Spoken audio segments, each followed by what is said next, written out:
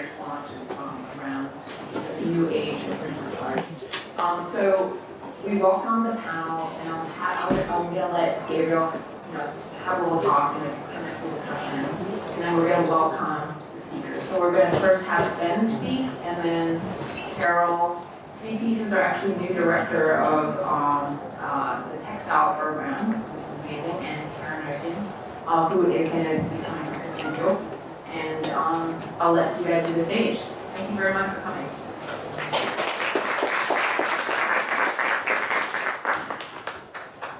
Hi, my name is Gabriel. I'm a new school student. So we're going to be talking about, we're going to be asking the question, is luxury, can luxury be a force for good? So I don't have all the answers, but these four esteemed people do. So first we're going to hear from Ben Prosky from the Center for Architecture.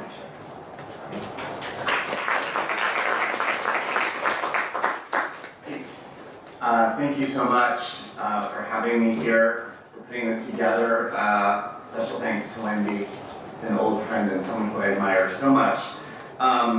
So I don't want to be a killjoy, but I might be a little bit.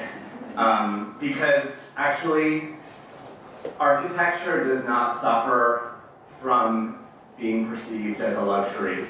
And in fact, architecture suffers from being perceived as a luxury, right?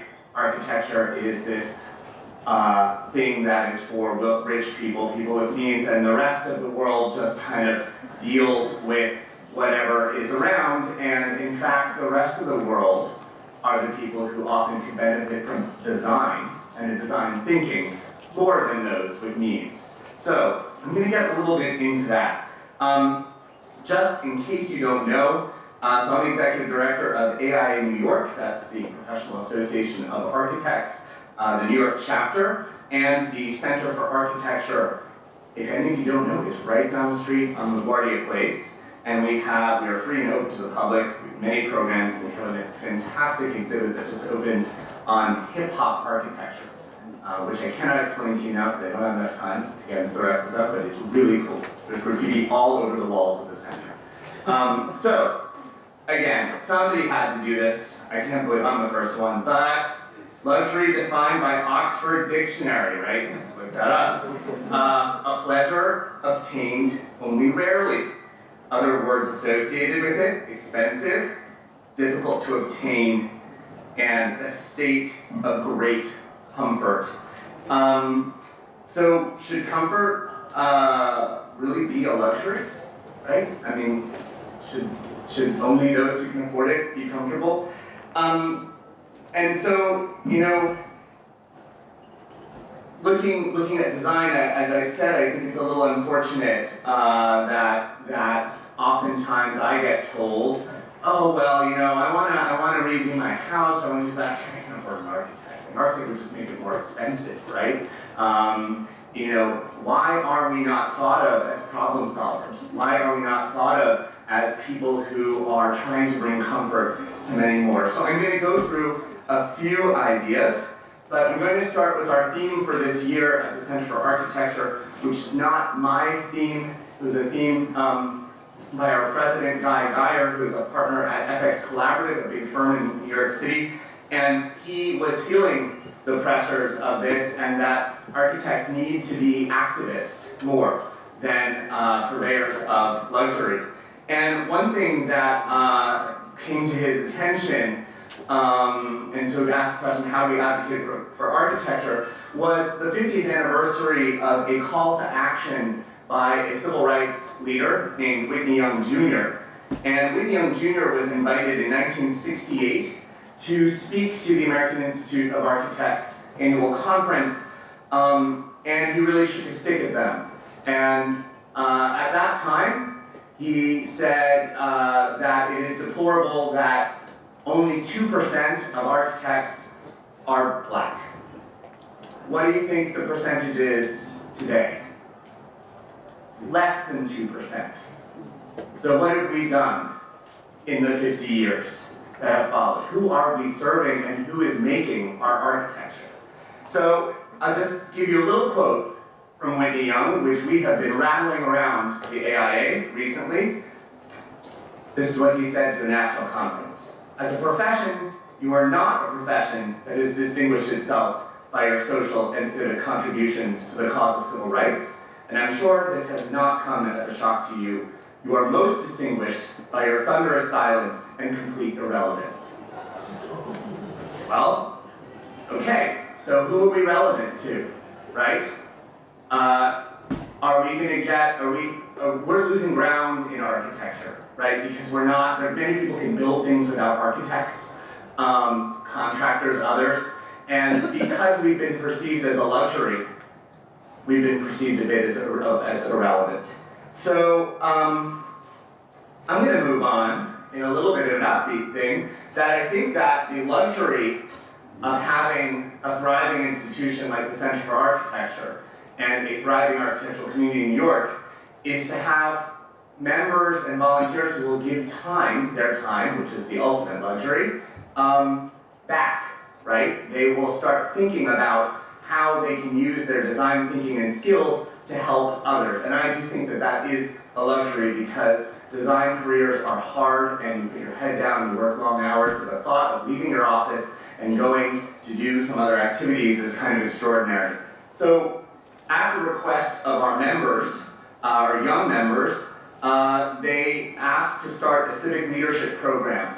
The civic leadership program is for people within 10 years of graduating from architecture school who are working and want to gather at the center to understand how they can have a role in political processes, how they can speak at community board meetings, how they can understand what neighborhoods mean. Because it's not enough for them that they might have gone to schools like Parsons or Harvard or other places and know how to do great things and then not be doing those things for the people who need them. So they are taking the luxury, which is precious time, and trying to think that how they can spread their skills to others.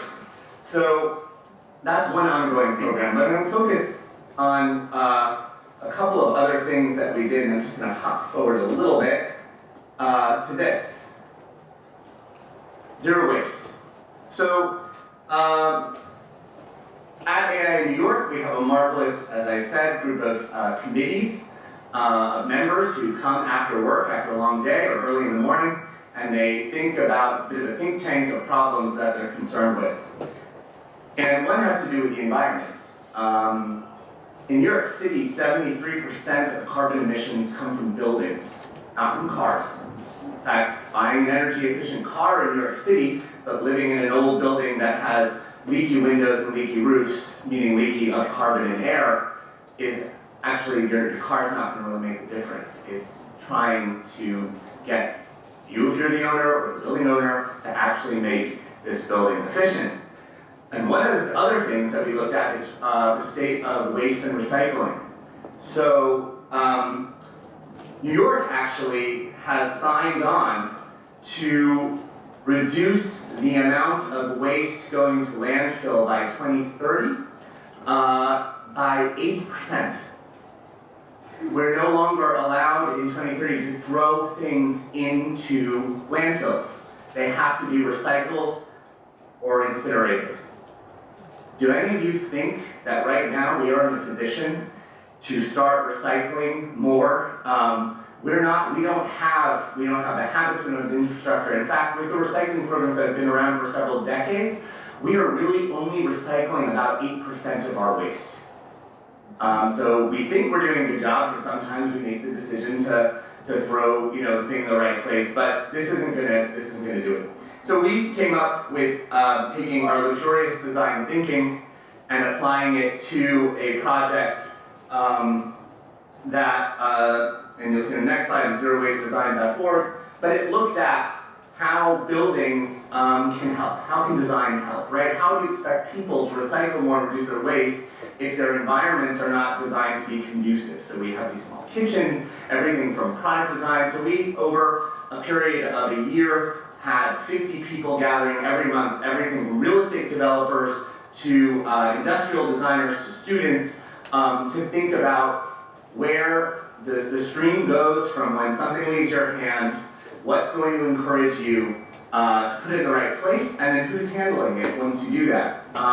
We came to the conclusion that people who are the custodians, the maintenance people in buildings are ultimately the most important people in this chain, because if we all sort things and then they don't have the room to sort, then so we have to accommodate them. And we realized that building codes in New York City, another design question, do not actually mandate space, any amount of space for sorting trash or recycling, right? So how do you expect these people to do their job, have all this volume? And we also found that, free shipping of all our goods, whether they are pharmaceuticals or luxury goods, are amounting to tremendous amount of bonds. So we are lobbying for better sorting and better methods.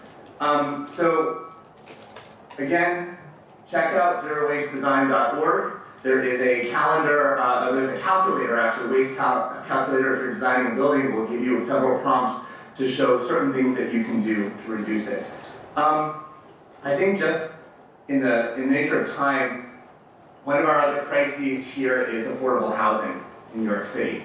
NYCHA, New York City Housing Authority, has the most deplorable conditions and receives very, very little investment. And we partnered again to bring design thinking to the Public Design Commission. This is a commission of the City of New York that looks at buildings on public property to create a set of guidelines of what should affordable housing be if it's done well. If it's designed for comfort, comfort, one of the definitions of luxury. And so we are very hopeful about this. They have published these, and they are going to be reviewing affordable housing projects against some of these different examples that we've shown, and we have looked abroad and closer afield. And finally, this is just some of the other stuff that we are using the luxury of our free time to look at. Aging in place guidelines for building owners. Yes, it is a luxury, in my opinion, to be able to stay in your apartment and be safe as you grow older and not be shipped off to a home which costs a lot of money and probably ends your life earlier. Design build legislation for infrastructure, housing, correctional facilities. They're closing Rikers Island. This is becoming a community issue because inmates are going to be housed in our boroughs, not shipped off to an island in deplorable conditions. And infrastructure, really, we were just talking about this. So luxury, in my question below, is good design in the public realm a luxury or a civic necessity?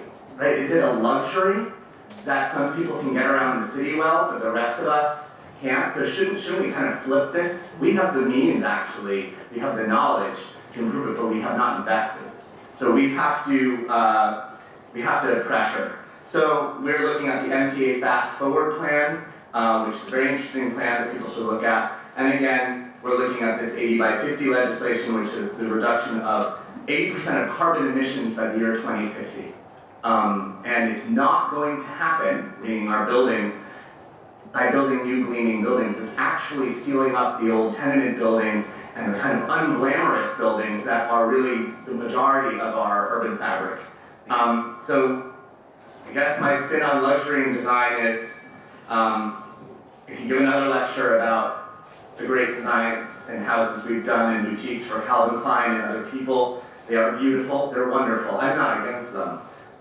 It's just not where design is going to change. So let's use our free time in the design world to try and do some good, because we're doing okay in the traditional luxury sector. Thank you.